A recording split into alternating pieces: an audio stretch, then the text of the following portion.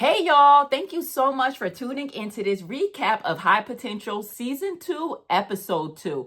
I am so mad at Morgan. I think she made a huge mistake at the end of this episode. Also, I'm mad at Hulu because my Hulu app just kept tripping while I'm trying to watch this show. And they have the nerve to be raising their prices too.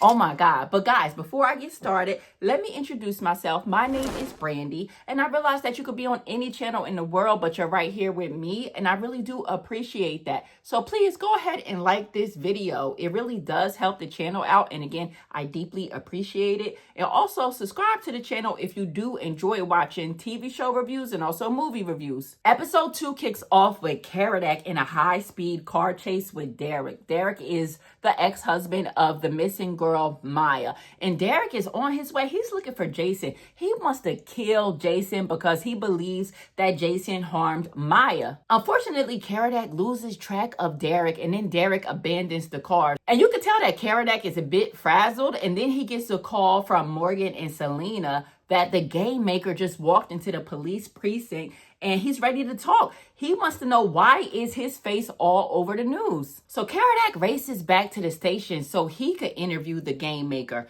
And Selena and Morgan inform him that his real name is Matthew Clark. He doesn't have any records at all. He always works cash jobs. That's why he's been so untraceable. And he claims that he was at home reading during Maya's disappearance. That's his so-called alibi. So Karadak, he goes into the interrogation room to question the game maker, and he gets nothing. And it's so funny because Morgan is clowning him. It's funny and it's not, right? Because this is a very serious situation. But Morgan is like, where are his interrogation skills? Like, she's screaming from the window and they can't hear him inside the interrogation room. And she's texting him like crazy. In fact, so much so that the game maker is toying with Karadak now. He's like, who's that texting you? Is that your wife? And Karadak just gives him a dirty look. And then he's like, oh, it's your side chick. You got a piece on the side. Karadak gives him another dirty look. Again, because it's Morgan texting him like questions that he should be asking the game maker. So Karadak comes out of the interrogation room and he claims that he didn't really push Matthew too hard because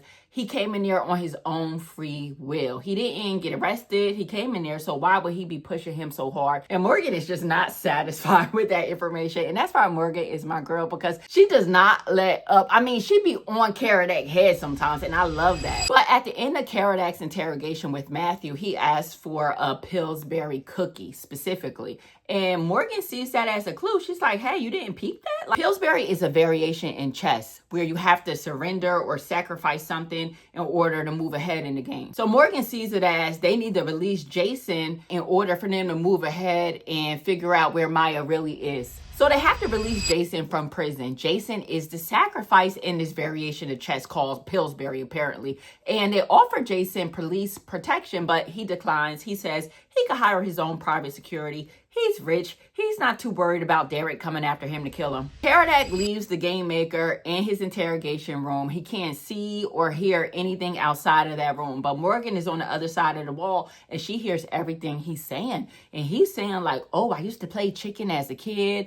Don't blink too much. You have to swerve. He's saying all of these things that mean nothing to me, but obviously it means something to Morgan in her advanced mind. But at that moment, she doesn't have time to process all of this information as clues because she's called to the scene of a bomb threat on a metro bus. And they called Morgan to the scene of this bomb threat because when she arrives, they see a thumb drive, and the thumb drive has Maya talking. And she's singing Bizarre Love Triangle. And Morgan is connecting the dots. She heard the game maker mention Love Triangle in his interrogation with Karadak. And Maya is blinking her eyes also really fast in the video too. So Morgan is connecting those dots with what the game maker said as well. Now here's the interesting part. When Morgan sees the book bag that the game maker used, the book bag has one loose thread on it, and she's like, that loose thread is the clue. So she begins to pull the thread, and when she pulls the thread out, the book bag, the brand on the book bag says, hello, Morgan. And she is 100% certain now that he is toying with her.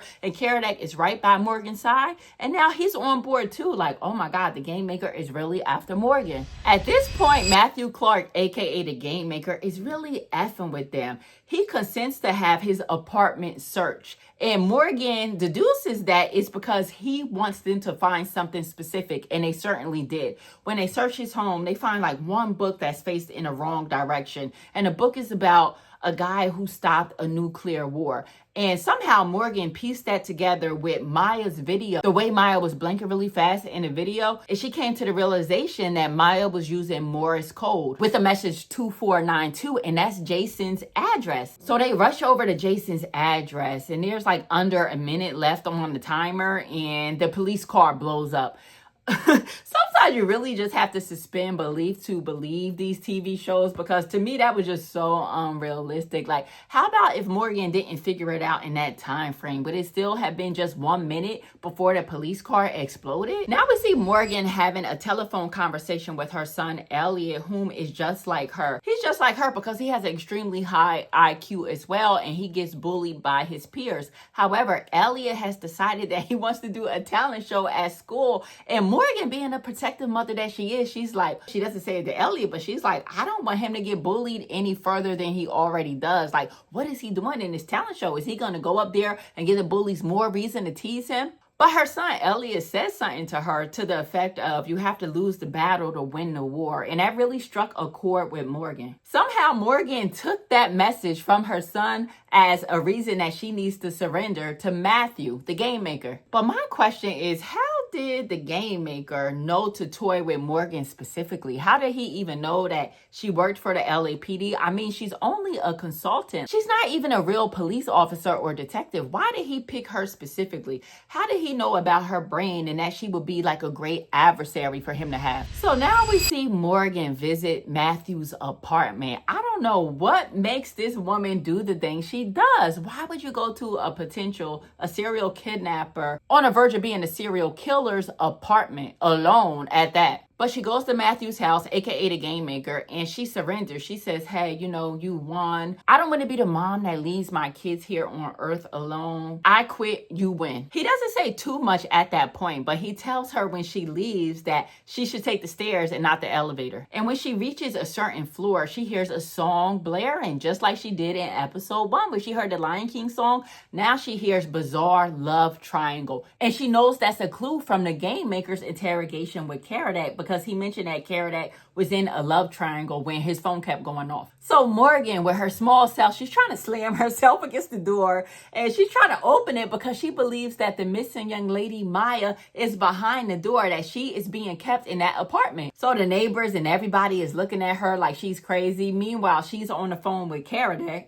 Apparently, Derek used his own credit card to check into a hotel that Jason was staying at. He finds Jason. He has a gun to Jason's head when Karadak and his team come in and intercept. They tell Derek, like, listen, Jason is not the guy that took Maya. And they have Maya on the line. And she's saying personal details about herself and her and Derek's relationship so that he will not kill Jason. She's saying things like the birth weight of their son. She's saying things like the location of their wedding. And now Derek is convinced that Maya is still alive and he doesn't have to kill Jason. So he surrenders, he puts his gun down, and Karadak puts the cuffs on him. So thankfully, Derek does not kill Jason. But there still isn't enough evidence to convict the game maker of Maya's disappearance. After all, Morgan found Maya in an empty apartment. The apartment was literally vacant. And Maya didn't see who abducted her, so it was no witnesses as well. Maya has no injuries at all, no knife cuts, nothing. She's perfectly intact. Which got Morgan thinking, like, how were Maya's bloody clothes found in the trunk of her car? They tested the blood. It belonged to Maya, but Maya has no injuries whatsoever. So Morgan figured out that the game maker, he volunteered at a hospital where Maya donated blood to, and that's how he got a hold of her blood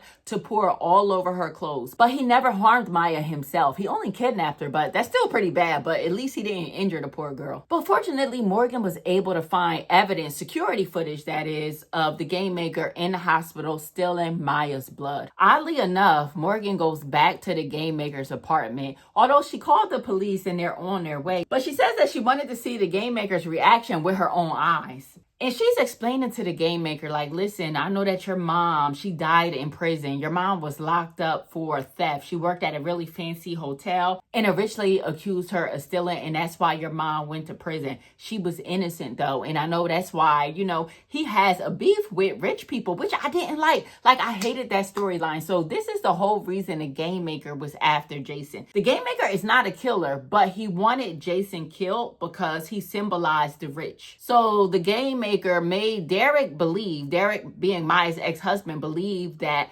Jason hurt Maya so that way Derek would go after Jason and the game maker could keep his hands clean and not kill Jason himself. But I thought that was a really weak reason. I wanted something deeper, something even more personal to that. Like maybe they could have showed flashbacks of when the game maker was young or something. I don't know. That just wasn't really resonating with me. Meanwhile, while Morgan is talking to the game maker, he's backing up onto his apartment balcony. And at first I'm like, oh my God, Morgan, don't you see he's about to jump? Like prevent him from jumping. Then I'm like, wait a minute now.